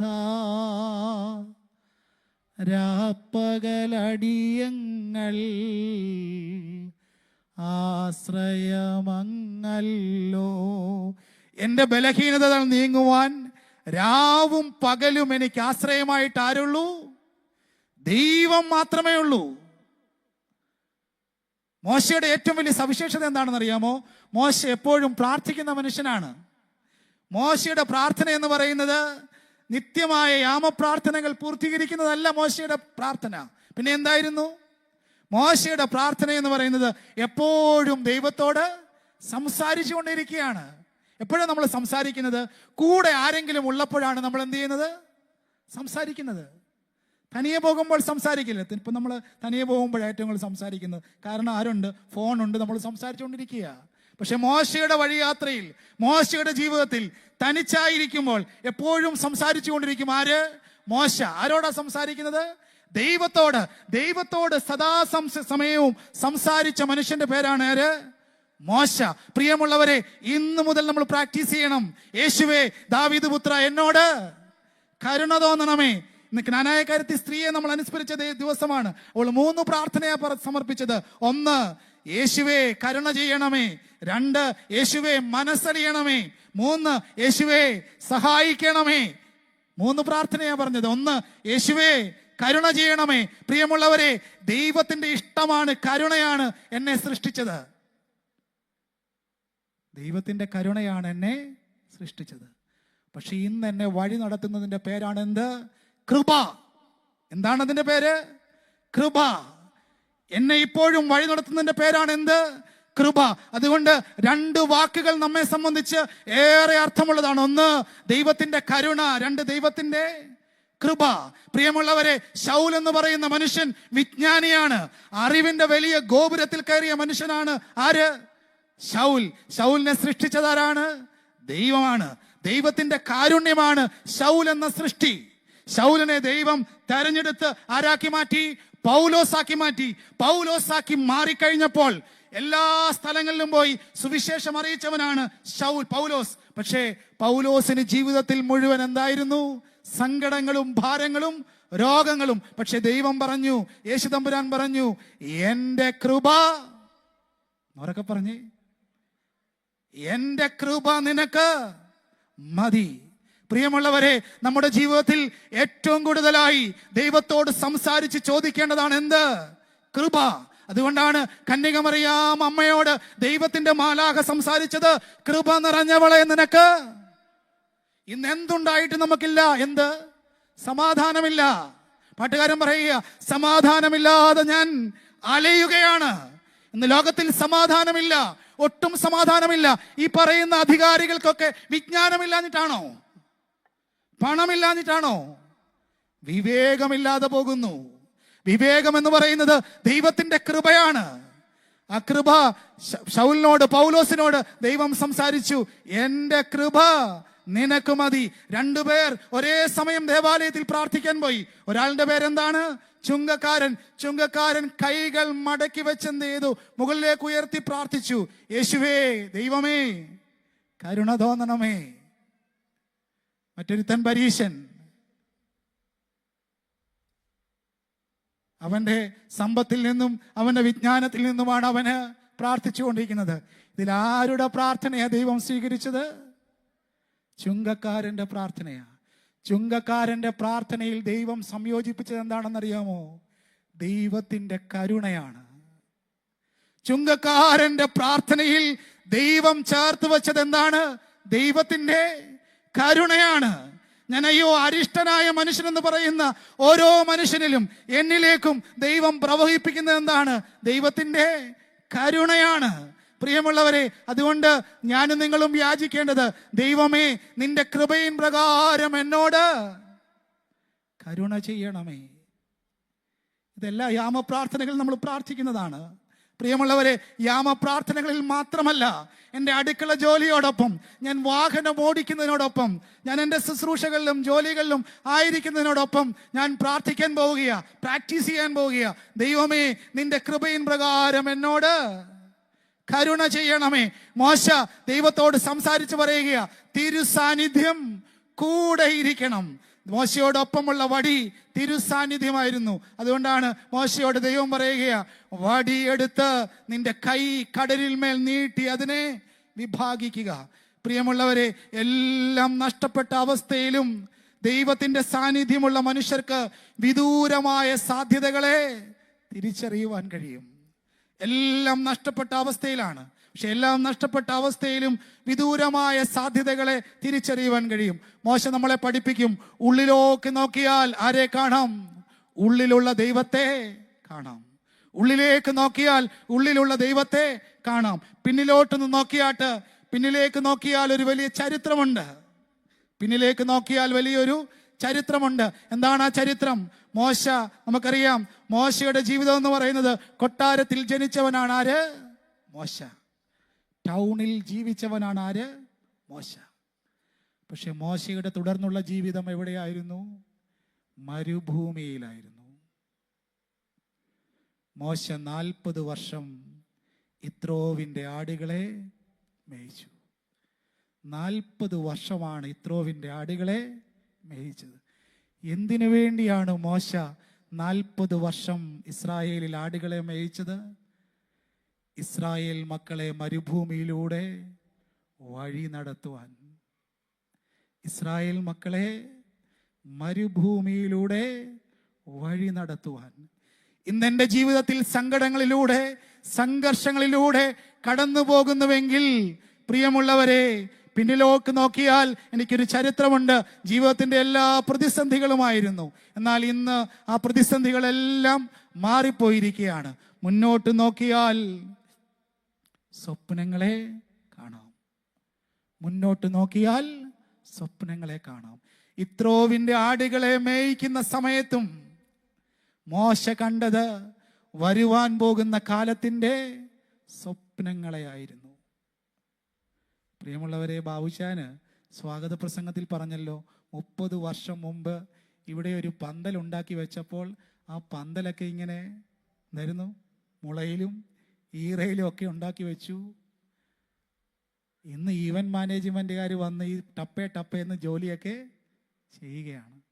പക്ഷെ ഞാൻ പറയും, 30 വർഷം മുമ്പ് അവർ ആ പണി ചെയ്യുന്ന സമയത്ത് അവർ പ്രാർത്ഥിച്ചുകൊണ്ടേയിരുന്നു. സ്വപ്നം കണ്ടുകൊണ്ടാണ് പ്രാർത്ഥിക്കുന്നത്. വരുവാനിരിക്കുന്ന തലമുറകൾക്ക് ഇതുപോലെയുള്ള കഷ്ടതകൾ ഉണ്ടാകരുതേ എന്നാണ്. നമ്മളൊന്ന് ചിന്തിച്ചു നോക്കണം. നമ്മുടെ പൂർവിക തലമുറയൊക്കെ ചാണകം മെഴുകിയ തറയിലിരുന്ന് കണ്ണുനീരോടെ പ്രാർത്ഥിച്ചവരാണ്. അവരുടെ പ്രാർത്ഥന എന്തായിരുന്നു? ഇനിയും വരുവാൻ പോകുന്ന തലമുറകൾ മുഴുവൻ അനുഗ്രഹിക്കപ്പെടണം. വരുവാൻ പോകുന്ന തലമുറകൾ മുഴുവൻ അനുഗ്രഹിക്കപ്പെടണം. അതിന്റെ പേരാണ് എന്ത്? സ്വപ്നം. അവരെന്ന് ചാണകം മെഴുകിയ തറയിൽ ഇരുന്നു കൊണ്ട് വരാൻ പോകുന്ന തലമുറകളുടെ വലിയ നന്മയും അനുഗ്രഹവുമാണ് കണ്ടത്. അതുകൊണ്ടാണ് പിന്നിലേക്ക് നോക്കിയാൽ, ഞാനൊന്ന് മുൻപോട്ട് തിരിഞ്ഞു നോക്കിയാൽ എൻ്റെ ജീവിതത്തിൻ്റെ എല്ലാ പ്രതിസന്ധികളും കാണാൻ പറ്റും. ഞാൻ ഉദാഹരണം പറയാം. ഞാൻ ഇന്നും വേൾഡ് കപ്പിൻ്റെ ഫൈനൽ നടന്നുകൊണ്ടിരിക്കുകയാണ്. ഞാൻ സെമി ഫൈനൽ കണ്ടത് എൻ്റെ മൊബൈൽ ഫോൺ ഉപയോഗിച്ചാണ്. ഞാനൊരു 30 വർഷം മുമ്പ് ഞാൻ ആ ഫൈനൽ ഒന്ന് കാണുമെങ്കിൽ ഏതെങ്കിലും ഒരു വീടിൻ്റെ വാതിലൊന്ന് തുറക്കണമായിരുന്നു.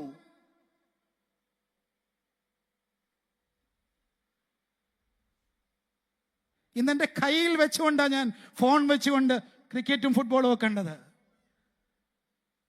ഞങ്ങളുടെയൊക്കെ ഗ്രാമത്തിൽ ഏതെങ്കിലും ഒരു വീട്ടിലൊന്ന് ഇതൊന്ന് ഒന്ന് സ്വിച്ച് ഒന്ന് ഓൺ ചെയ്ത് കിട്ടണമേ എന്ന് ആഗ്രഹിച്ചിട്ടുണ്ട്. ഇന്ന് എൻ്റെ മകൻ എന്നോടൊപ്പം ഇരുന്ന് എൻ്റെ മൊബൈൽ ഫോണിലാണ് കണ്ടത്. കണ്ണുനീരിനെ മാനിക്കുന്ന ഒരു ദൈവമുണ്ട്. പ്രിയമുള്ളവരെ, നമ്മുടെ മാതാപിതാക്കളുടെ പ്രാർത്ഥന മുഴുവൻ സ്വപ്നമായി തീരണം. ഈ ഭൂമി നശിച്ചു പോകരുതേ എന്ന് പ്രാർത്ഥിക്കണം. നമ്മൾ വിചാരിക്കുന്നത് നമ്മൾ കൊണ്ട് ഈ ഭൂമി അങ്ങ് അവസാനിച്ചു എന്നാണ് വിചാരിച്ചിട്ടുള്ളത്. പക്ഷേ ഇനിയും വരുവാനുള്ള തലമുറകൾക്ക് ഈ ഭൂമിയിൽ ജീവിക്കണം. നമ്മളൊന്ന് ആലോചിച്ച് നോക്കി, കഴിഞ്ഞ വർഷത്തെ ചൂടാണോ ഈ വർഷത്തെ ചൂട്?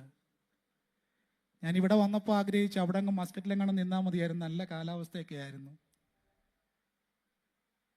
മുറിക്കകത്തിരുന്നാൽ വലിയ കുഴപ്പമൊന്നുമില്ല. പക്ഷെ കേരളത്തിലേക്ക് വന്നപ്പോൾ ചുട്ടുപൊള്ളുന്ന കാലാവസ്ഥ. അവിടെയാണ് കവി പാടുന്നത്, ഇനി വരുന്നൊരു തലമുറയ്ക്ക് ഇവിടെ വാസം സാധ്യമോ, മലിനമായ ജലാശയം അതിമലിനമായ ഭൂമിയും, മലിനമായ ജലാശയം അതിമലിനമായ ഭൂമിയും, ഇനി വരുന്നൊരു തലമുറയ്ക്ക് ഇവിടെ വാസം സാധ്യമോ. എന്നെ കൊണ്ട് അവസാനിക്കുന്നതല്ല ഈ ഭൂമി, വരുവാനിരിക്കുന്ന എത്രയോ തലമുറകൾ ഈ ഭൂമിയിൽ വസിക്കുവാനുണ്ട്. സ്വപ്നം കാണണം, ദൈവത്തോട് സംസാരിക്കണം. നമ്മുടെ വരാനിരിക്കുന്ന തലമുറകൾ ഈ ഭൂമിയിൽ അനുഗ്രഹത്തോടെ ജീവിക്കുവാനായി ഇടയാകണം. ഉള്ളിലേക്ക് നോക്കിയാൽ ദൈവത്തെ കാണാം, പിന്നിലേക്ക് നോക്കിയാൽ ചരിത്രമുണ്ട്, മുന്നിലേക്ക് നോക്കിയാൽ സ്വപ്നം കാണുവാൻ കഴിയും. ഇസ്രായേൽ മക്കളെ നയിച്ചു കൊണ്ടുപോകുന്ന ഒരു മോശ, ഇസ്രായേൽ മക്കളെ വഴി നടത്തുന്ന ഒരു മോശ, ജീവിതത്തിന്റെ എല്ലാ അനുഭവങ്ങളിലും നെഞ്ചോട് ചേർത്ത് വെച്ച് ദൈവ സാന്നിധ്യം ബോധ്യപ്പെടുത്തുന്ന മനുഷ്യൻ, പ്രവാചകൻ മോശ. നമ്മുടെ ജീവിതത്തിന്റെ ഇപ്പോഴത്തെ ഒരു അവസ്ഥയുണ്ടല്ലോ, അത് രോഗമായിരിക്കാം, പ്രതിസന്ധികളായിരിക്കാം, പക്ഷെ അത് തിരുസാന്നിധ്യം കുറച്ചുകൂടെ അനുഭവിച്ചറിയുവാൻ തക്കവണ്ണം കരുണയുള്ളവനായ ദൈവമേ നിന്റെ കൃപ കൊണ്ട് നിറയ്ക്കണമേ എന്ന് പ്രാർത്ഥിക്കാം. എൻ്റെ ദേശത്തൊരു കുഞ്ഞുണ്ട്, അവൻ്റെ പേര് സിജു എന്നാണ്. ആ സിജുവിന് ഒരു പ്രാവശ്യം കിഡ്നി ട്രാൻസ്പ്ലാന്റ് ചെയ്ത ആളാണ്. വീണ്ടും ആ കിഡ്നി അങ്ങ്, എനിക്ക് തോന്നുന്നു അരുണിനൊക്കെ അറിയാവുന്നതാണ് അല്ലേ, സിജുവിൻ്റെ കിഡ്നി ട്രാൻസ്പ്ലാന്റ് ചെയ്തു. അമ്മയാണ് കിഡ്നി കൊടുത്തത്. പക്ഷെ അതങ്ങ് ഫെയിലിയറായി. വീണ്ടും രണ്ടാമതായിട്ട് കിഡ്നി ട്രാൻസ്പ്ലാന്റ് ചെയ്യാനായിട്ട് ശ്രമിക്കുകയാണ്. ഞാനിത് പറയുന്നത് സിജുവിന് വേണ്ടി നമ്മളെല്ലാവരും പ്രാർത്ഥിക്കുവാൻ വേണ്ടിയാണ്. അവനൊരു 30-32 വയസ്സൊക്കെ കാണുമായിരിക്കും മാക്സിമം. ഇതിൻ്റെ ഇടയ്ക്ക് ഹാർട്ടിൻ്റെ 2 സർജറി ആ കുഞ്ഞിന് കഴിഞ്ഞു. വെല്ലൂരിലാണ്. പക്ഷെ സിജുവിനെ അറിയാവുന്നവരൊക്കെ പറയും, സിജു അമ്മയും കൂടെ വെല്ലൂരിലെ നമ്മുടെ സെൻറ്ററിൽ ചെന്ന് കഴിഞ്ഞാൽ അവർക്കെല്ലാം വളരെ സന്തോഷമാണ്. കാരണം അമ്മ അവിടെയുള്ള രോഗികൾക്കെല്ലാം ആഹാരം വെച്ചുകൊണ്ടാണ് ഇവിടുന്ന് പോകുന്നത്. ജീവിതത്തിൻ്റെ എല്ലാ പ്രതിസന്ധികളിലും കൂടെയുള്ളവരെല്ലാം അവർ സ്നേഹിക്കുകയാണ്. സിജുവിൻ്റെ അടുക്കലേക്കാണ് ചെന്ന് കഴിഞ്ഞാൽ സിജു പറയുന്നത് തൻ്റെ രോഗമൊന്നുമല്ല പറയുന്നത് എന്താണെന്നറിയാമോ? അച്ഛാ, ഈ പ്രാവശ്യം പോയപ്പോൾ ഒരു കൊച്ചു കുഞ്ഞിന് അസുഖമായിട്ട് ഞാൻ കണ്ടു. അവൻ്റെ ഓരോ പറച്ചിലാണ്, ഈ കുഞ്ഞിൻ്റെ ഓരോ പ്രവൃത്തികളാണ് അവനെ എന്ത് ചെയ്യുന്നത്, വേദനിപ്പിച്ചുകൊണ്ടിരിക്കുന്നത്. മറ്റുള്ളവരുടെ സങ്കടങ്ങളൊന്നും കണ്ടില്ല എന്ന് നമ്മൾ പലപ്പോഴും നടിച്ചുകൊണ്ടേയിരിക്കുകയാണ്. അവിടെയാണ് ഇതുപോലുള്ള കുഞ്ഞുങ്ങൾ ജീവിതത്തിൻ്റെ പ്രതിസന്ധികളിൽ ദൈവസാന്നിധ്യ ബോധത്തോടുകൂടി ജീവിക്കുന്നത്. അതുകൊണ്ട് പ്രിയമുള്ളവരെ, ദൈവസാന്നിധ്യം നമുക്ക് ചില പ്രത്യേകതകൾ നൽകും. ദൈവസാന്നിധ്യം നമുക്ക് ചില പ്രത്യേകതകൾ നൽകും, ചില വിശേഷതകൾ നൽകും. അതിൽ ഏറ്റവും പ്രധാനപ്പെട്ടതാണ് പുറപ്പാട് പുസ്തകം 33-ാം അധ്യായത്തിൻ്റെ 16-ാമത്തെ വാക്യത്തിൽ പറയും, മോശ ഏറ്റവും അധികം ശാന്തനായി ജീവിച്ച മനുഷ്യനായി തീരുകയാണ്. തിരുസാന്നിധ്യം കൂടെയുള്ളത് കൊണ്ട് മോശ ആരായി മാറി? ഏറ്റവും സൗമ്യനായ മനുഷ്യനായി മാറി.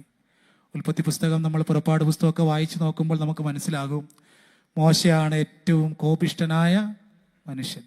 ഏറ്റവും വേഗത്തിൽ കോപിക്കുന്ന ഒരു മനുഷ്യനാണ് ആര്? മോശ. മോശയുടെ കോപം നിമിത്തം ഒരാളിനെ കൊന്നിട്ട് വരെയുണ്ട്. പക്ഷേ തിരുസാന്നിധ്യം കൂടെയുണ്ടെന്ന് മനസ്സിലായി കഴിഞ്ഞപ്പോൾ മോശ ആരായി മാറി? ഏറ്റവും വലിയ ശാന്തതയുള്ള മനുഷ്യനായി മാറി. ലോകത്തിലെ ഏറ്റവും വലിയ ശാന്തതയുള്ള സൗമ്യനായ മനുഷ്യനായിട്ടാണ് ആരെ രേഖപ്പെടുത്തിയിരിക്കുന്നത്? മോശയെ രേഖപ്പെടുത്തിയിരിക്കുന്നു. അതുകൊണ്ട് നമ്മുടെ വീട് കൂദാശയ്ക്കൊക്കെ പാടും, സൗമ്യൻ മോശ വിഭാഗിച്ചാൻ വടിയാൽ വാരിധിയെ. നമ്മുടെ വീട് ശുദ്ധീകരിക്കുന്ന സമയത്ത് നമ്മുടെ കൂദാശയിൽ ശുശ്രൂഷക്രമത്തിൽ രേഖപ്പെടുത്തിയിരിക്കുന്നതാണ്. നമ്മുടെ ഈ നോമ്പിൻ്റെ ബോബുസായിലെ ഏറ്റവും അവസാനത്തെ വരിയിലും അതാണ് പാടുന്നത്, സൗമ്യൻ മോശ എന്നാണ്, ശാന്തനായ മനുഷ്യൻ എന്നാണ്. തിരുസാന്നിധ്യം ദൈവം കൂടെയുണ്ട് എന്ന് തോന്നിക്കഴിഞ്ഞാൽ നമുക്ക് കോപിക്കാനായി കഴിയുന്നില്ല. എൻ്റെ കോപത്തിൻ്റെ എല്ലാം കാരണം എന്താണ്? കൂടെയുള്ള ദൈവത്തെ എനിക്ക് മനസ്സിലാക്കുവാൻ കഴിഞ്ഞില്ല എന്നുള്ളതാണ്. എനിക്ക് ഇന്നുവരെ എൻ്റെ ദൈവത്തെ പിടികിട്ടിയില്ല എന്നുള്ളതാണ്. എൻ്റെ കൂടെയുള്ളത് ദൈവമാണ്, പിന്നെ എനിക്ക് എങ്ങനെ കോപിക്കാൻ കഴിയും? മോശയോട് ദൈവം പറയുക, നീ നിൽക്കുന്ന സ്ഥലം വിശുദ്ധമാകിയാൽ കാലിൽ നിന്ന് ചെരുപ്പഴിച്ചു മാറ്റുക. ഒരു പിതാവ് രേഖപ്പെടുത്തി, അതിനുശേഷം ഒരിക്കൽ പോലും മോശ കാലിൽ ചെരുപ്പ് ധരിച്ചിട്ടില്ല. താൻ ചവിട്ടുന്നിടം മുഴുവൻ ആരാണ്? ദൈവമാണ്. തൻ്റെ കൂടെയുള്ളത് ആരാണ്? ദൈവമാണ്. കൂടെയുള്ളവൻ ദൈവമാണെങ്കിൽ പിന്നെ എനിക്ക് എങ്ങനെ കോപിക്കാൻ കഴിയും? ശാന്തനായ ദൈവത്തിൻ്റെ അതേ ഒരു പ്രകൃതമായി ഞാൻ തീരേണ്ടേ? പ്രിയമുള്ളവരെ, നമ്മുടെ ഈ കൺവെൻഷൻ എന്നെ കുറച്ചുകൂടെ ശാന്തനാക്കുവാൻ, എന്നെ കുറച്ചുകൂടെ സൗമ്യമാക്കുവാൻ, ദൈവത്തിൻ്റെ സാന്നിധ്യം എൻ്റെ കൂടെയുണ്ടെന്നുള്ള വലിയ സുവിശേഷം എൻ്റെ മനസ്സിലേക്ക് കോരിയിടുന്നതാകണം എൻ്റെ സുവിശേഷം. ഉണ്ട് മോശ വിഭാഗിച്ചാൻ വടിയാൽ വാരിധിയെ. ഏറ്റവും അവസാനമായി ഹാനന്യാദ്യന്മാർ അഗ്നിയിൽ നിന്ന് രക്ഷിതരായി. ഹാനന്യാദ്യന്മാർ അഗ്നിയിൽ നിന്ന് രക്ഷിതരായി. 5 മിനിറ്റ് കൊണ്ട് ഞാൻ എൻ്റെ പ്രസംഗം അവസാനിപ്പിച്ചുകൊള്ളാം. ഹാനന്യാദ്യന്മാർ അഗ്നിയിൽ നിന്ന് രക്ഷിതരായി. സത്യവേദ പുസ്തകത്തിൽ അത് രേഖപ്പെടുത്തിയിരിക്കുന്നത് എവിടെയാ? അവരൊക്കെ പ്രാച്ചിരക്ക് എങ്ങാണ്ട് കേട്ടു. ഏൽ ഏൽ എന്നൊക്കെ അല്ലേ പറഞ്ഞേ? ഏതേലാണ്? ദാനിയേൽ പ്രവാചകന്റെ, അങ്ങനല്ലേ പറഞ്ഞേ? ദാനിയേൽ പ്രവാചകന്റെ പുസ്തകം 3-ാം അധ്യായത്തിലാണത് രേഖപ്പെടുത്തിയിരിക്കുന്നത്. 23 മുതൽ 25 വരെയുള്ള വാക്യങ്ങളിലൊക്കെ അത് രേഖപ്പെടുത്തിയിരിക്കുന്നുണ്ട്. നെബൂഖദ്നേസർ രാജാവ് 3 പൈതങ്ങളെ അഗ്നിയിലേക്ക് ഇട്ടു. രാജാവ് നോക്കിയപ്പോൾ 3 അല്ല, എത്ര പേരുണ്ട്? 4 ഉണ്ട്. നെബൂഖദ്നേസർ രാജാവ് നോക്കിയപ്പോൾ അവിടെ ഒരു വലിയ ആരാധന നടക്കുന്നുണ്ട്. ആ ആരാധന എന്താണെന്നറിയാമോ? ദാനിയേൽ പ്രവാചകന്റെ പുസ്തകം 3-ാം അധ്യായം 29-ാമത്തെ വാക്യത്തിൽ രേഖപ്പെടുത്തിയിരിക്കുക, ദൈവം വാഴ്ത്തപ്പെട്ടവൻ, ദൈവം വാഴ്ത്തപ്പെട്ടവൻ. അവരെ ഹാനന്യാദ്യന്മാരായ പൈതങ്ങളായിട്ടാണ് രേഖപ്പെടുത്തിയിരിക്കുന്നത്. പൈതങ്ങൾക്ക് ഇങ്ങനെ സംസാരിക്കാൻ കഴിയുമോ? ദൈവം വാഴ്ത്തപ്പെട്ടവൻ, ദൈവം വാഴ്ത്തപ്പെട്ടവൻ. അതുകൊണ്ട് എന്താ സംഭവിച്ചതെന്നറിയാമോ? അവരെ അഗ്നിയിലേക്കിട്ട രാജാവ്, രാജാവിൻ്റെ പ്രജകളും ദൈവത്തിൽ പൂർണ്ണമായും വിശ്വസിച്ചു. സാക്ഷ്യമുള്ള ജീവിതമാണ് രൂപാന്തരം. ആരാധന സാക്ഷ്യമുള്ളതായി തീരണം, സത്യമുള്ളതായി തീരണം. സഹോദരങ്ങൾക്ക് വേണ്ടി ജീവൻ ബലി കഴിക്കുന്നതിനേക്കാൾ വലിയ ആരാധനയില്ല. അതുകൊണ്ടാണ് യേശുതമ്പുരാൻ ന്യായവിസ്താര സമയത്ത് പീലാത്തോസ് ഒരു ചോദ്യം ചോദിച്ചു. എന്താ ചോദ്യം? എന്താണ് സത്യം? എന്താണ് സത്യം? സത്യത്തിൻ്റെ ഉടയവനായ യേശുതമ്പുരാൻ ഒരു വാക്കുപോലും ഉരിയാടിയില്ല, ഒരു വാക്കുപോലും സംസാരിച്ചില്ല. പക്ഷേ പിറ്റേ ദിവസം യേശുതമ്പുരാൻ കാണിച്ചു കൊടുത്തു എന്താണ് സത്യം. തൻ്റെ മക്കൾക്ക് വേണ്ടി തൻ്റെ ജീവനെ ബലി അർപ്പിക്കുന്നതിനേക്കാൾ വലിയൊരു സത്യമില്ല. അതാണ് ഏറ്റവും വലിയ സാക്ഷ്യമുള്ള ജീവിതം. സാക്ഷ്യമുള്ള ജീവിതത്തിന് മാത്രമേ രൂപാന്തരം ഉണ്ടാക്കുവാൻ സാധിക്കുകയുള്ളൂ. ആ രൂപാന്തരമാണ് ആരാധന. പ്രിയമുള്ളവരെ, 3 പൈതങ്ങൾ എരിത്തി ചൂളയിൽ എരുതിയിൽ അമരുന്ന സമയത്തും ദൈവം വാഴ്ത്തപ്പെട്ടവൻ, ദൈവം വാഴ്ത്തപ്പെട്ടവൻ, ദൈവം വാഴ്ത്തപ്പെട്ടവൻ. ത്യാഗമുള്ള ജീവിതം, സഹനമുള്ള ജീവിതം, ദൈവം വാഴ്ത്തപ്പെട്ടവൻ, ദൈവം വാഴ്ത്തപ്പെട്ടവൻ. നമ്മൾ ഉയർപ്പിനായിട്ട് ഒരുങ്ങുകയാണ്. ആ ഉയർപ്പ് നമുക്കെല്ലാവർക്കും രൂപാന്തരത്തിൻ്റെ അനുഭവമായി തീരുവാൻ തക്കവണ്ണം ഇടയാകട്ടെ. ഈ ആരാധനാ സംഗീതത്തിലൂടെ 3 ദൃഷ്ടാന്തങ്ങളാണ്, 3 അടിസ്ഥാനങ്ങളാണ് നമ്മൾ ചിന്തിച്ചത്. 1, ധാർമ്മികനാം യൗസേപ്പാർന്നു മിസ്രയീം രാജ്യത്വം. 2, മൂശ വിഭാഗിച്ചാൻ വടിയാൽ വാരിധിയെ. 3, ഹാനന്യാദ്യന്മാർ അഗ്നിയിൽ നിന്ന് രക്ഷിതരായി. നമുക്കെല്ലാവർക്കും ഒട്ടുമിക്ക പേർക്കും അറിയാവുന്ന ആരാധനാ സംഗീതത്തിലെ ഗീതമാണല്ലോ ഇത്. നമുക്ക് ചേർന്ന് ഈ ഗീതം ഒന്ന് ആലപിച്ച് നമ്മുടെ ഈ ശുശ്രൂഷ അവസാനിപ്പിക്കാം. മലങ്കര കത്തോലിക്ക സഭയിൽ നിന്നുള്ള പ്രിയപ്പെട്ടവരുണ്ട്, അവരുടെ ആരാധനയിലും ഈ സംഗീതമുണ്ട്. നമ്മുടെ മർത്തോമാ സഭയിലെ അംഗങ്ങളുണ്ട്, അവർ വേദഭാഗത്തു നിന്നൊക്കെ കേട്ടും ചിന്തിച്ചും കഴിഞ്ഞു. നമ്മളെല്ലാവരും ചേർന്ന് ദയവായി നമുക്ക് എല്ലാവർക്കും ഒന്ന് എഴുന്നേൽക്കാം. ഇത്രയും നേരം നിങ്ങൾ എല്ലാവരും ഇരിക്കുകയായിരുന്നു. നമുക്കിനി ഒരുമിച്ച് ചേർന്ന് ഒന്ന് എഴുന്നേറ്റ് നിന്ന് ഈ ആരാധനാ സംഗീതം ചേർന്ന് ആലപിച്ച് നമുക്ക് ഈ ശുശ്രൂഷ അവസാനിപ്പിക്കുകയും ചെയ്യും. പ്രിയപ്പെട്ട സിബിഎച്ചൻ എന്നെ ഒന്ന് സഹായിക്കുകയും ചെയ്യും. നമുക്ക് ചേർന്ന് ഈ ഗീതം പാടാം.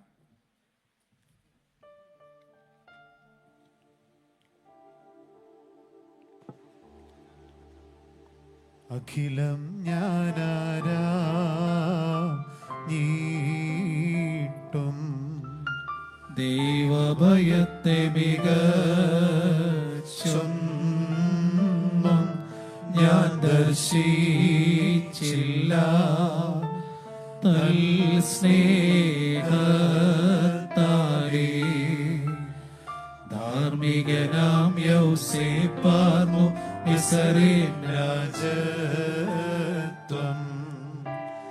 മഹിതൻ മോശ വിഭാഗിച്ച വടിയാൽ വാരീതിയെ ആനനിയാദ്യന്മാരതിനാൽ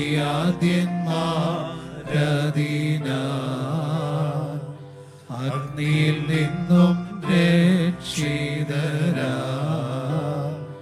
തങ്കത്തെ കാളാതു കാമ്യം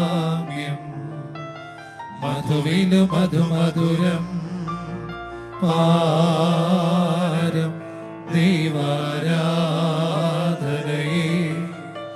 സ്നേഹിപ്പോധന്യൻ. ദയവായി എല്ലാവർക്കും ഇരിക്കാം.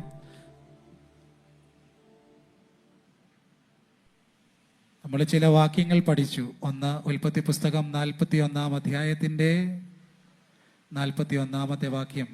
ഇതാ ഞാൻ നിന്നെ മിസ്രയീമിൻ്റെ ഒക്കെയും മേലധികാരിയാക്കിയിരിക്കുന്നു. 2 അധ്യായങ്ങൾ കൂടെ ഞാൻ ആ ഭേദഭാഗത്ത് പരിചയപ്പെടുത്തി. ഒന്ന്, ഉൽപ്പത്തി പുസ്തകം 39-ാം അധ്യായം, ഉൽപ്പത്തി പുസ്തകം 45-ാം അധ്യായം, ഉൽപ്പത്തി പുസ്തകം 50-ാമത്തെ അധ്യായം. ഇത് 4 ഭേദഭാഗങ്ങളാണ് ആദ്യത്തെ ഭാഗത്ത്. 2, മൂശ വിഭാഗിച്ചാൻ വടിയാൽ വാരിധി. അതേത് വേദഭാഗമായിരുന്നു? പുറപ്പാട് പുസ്തകം 14-ാം അധ്യായം 16-ാമത്തെ വാക്യം. പുറപ്പാട് പുസ്തകം 33-ാം അധ്യായവും അതിനോട് കൂടെ ചേർന്ന് നമ്മൾ ചേർത്തു. 3-മതായി ഹാനിനി ആദ്യന്മാർ അഗ്നിയിൽ നിന്ന് രക്ഷിതരായി. ദാനിയേൽ പ്രവാചകന്റെ പുസ്തകം 3-ാം അധ്യായം. പ്രിയമുള്ളവരെ, നമ്മുടെ ജീവിതത്തിൽ ആരാധന നമ്മുടെ ഹൃദയത്തോട് ചേർത്ത് വയ്ക്കാം. എല്ലാ നിമിഷവും ദൈവത്തോട് നമുക്ക് സംസാരിക്കാം. നിറഞ്ഞ നന്ദിയുള്ളവരായി നമുക്ക് ജീവിക്കാം. ആ കുഞ്ഞുങ്ങളെ പോലെ നമുക്കും പറയാം, ദൈവം വാഴ്ത്തപ്പെട്ടവൻ, ദൈവം വാഴ്ത്തപ്പെട്ടവൻ, ദൈവം വാഴ്ത്തപ്പെട്ടവൻ. എല്ലാവരെയും ദൈവം അനുഗ്രഹിക്കട്ടെ.